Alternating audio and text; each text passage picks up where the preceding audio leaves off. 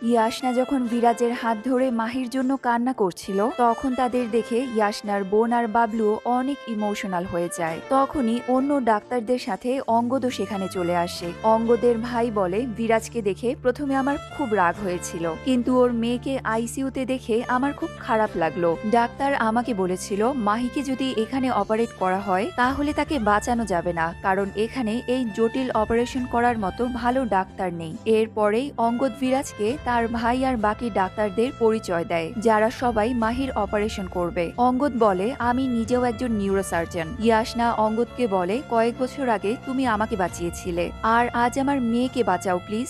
অঙ্গদ বলে, আমি আমার সাধ্যমতো চেষ্টা করব। তারা যখন মাহিকে অপারেশনের জন্য নিয়ে যাচ্ছে তখন ইয়াশনা মাহিকে থামিয়ে খুব কান্না করতে থাকে। ইয়াশনার কান্নার শব্দ শুনে মাহি চোখ খুলে ইয়াশনার দিকে তাকায়। ইয়াশনা তাকে জিজ্ঞেস করে, আমি কি এখন থেকে তোমাদের দুজনের সাথে থাকতে পারি?